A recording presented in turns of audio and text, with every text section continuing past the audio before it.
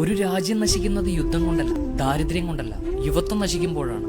ദക്ഷിണാഫ്രിക്കയിൽ ഒരു യൂണിവേഴ്സിറ്റിയുടെ കവാടത്തിൽ ഇങ്ങനെ എഴുതി വച്ചിട്ടുണ്ട്: ഒരു രാജ്യത്തെ തകർത്തെറിയാൻ അറ്റം ബോംബുകളോ മിസൈലുകളോ ആവശ്യമില്ല, മറിച്ച് ആ രാജ്യത്തെ വിദ്യാഭ്യാസം തകർത്താൽ മതി. വിദ്യാഭ്യാസം കച്ചവടമാക്കിയാൽ അതിൽ നിന്നും വരുന്ന ഡോക്ടർ രോഗികളെ കൊല്ലും, അതിൽ നിന്നും വരുന്ന എഞ്ചിനീയേഴ്സ് കെട്ടിടങ്ങളും പാലങ്ങളും തകർക്കും, അതിൽ നിന്നും വരുന്ന മതപണ്ഡിതന്മാർ മനുഷ്യത്വം തകർക്കും, വർഗീയത വളർത്തും, അതിൽ നിന്നും വരുന്ന ഭരണാധികാരികൾ അഴിമതികളിൽ കുളിക്കും, അതിൽ നിന്നും വരുന്ന മക്കൾ മാതാപിതാക്കളെ വൃദ്ധ മന്ദിരങ്ങളിലാക്കും, അതിൽ നിന്നും വരുന്ന ന്യായാധിപർ നീതിയെ തകർക്കും. ഇതെല്ലാം നമ്മുടെ നാട്ടിലുണ്ടോ എങ്കിൽ നമ്മുടെ നാട് നശിക്കുന്നു. നമ്മെ നശിപ്പിക്കാൻ പാശ്ചാത്യ ബ്രിട്ടീഷുകാർ നൽകിയ വിദ്യാഭ്യാസ സംവിധാനം മാറണം. H2O എന്ന രാസനാമം പഠിപ്പിച്ചതുകൊണ്ട് അവൻ ഡിഗ്രിക്കാരനാവും. എന്നാൽ വെള്ളമില്ലാത്തവൻ നമുക്കിടയിലുണ്ടെങ്കിൽ കൊടുക്കണമെന്ന് പഠിപ്പിച്ചാലേ നല്ല മനുഷ്യനുണ്ടാകും. PT ക്ലാസ്, ക്രാഫ്റ്റ് ക്ലാസ് എന്നതുപോലെ കൾച്ചർ ക്ലാസ് എന്നൊരു പീരീഡ് കൂടെ സ്കൂളുകളിൽ കൊണ്ടുവരണം.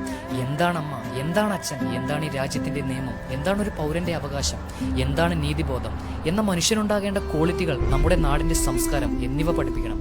രാഷ്ട്രീയം എന്തുമാകട്ടെ, രാഷ്ട്രം ഒന്നേ ഉള്ളൂ.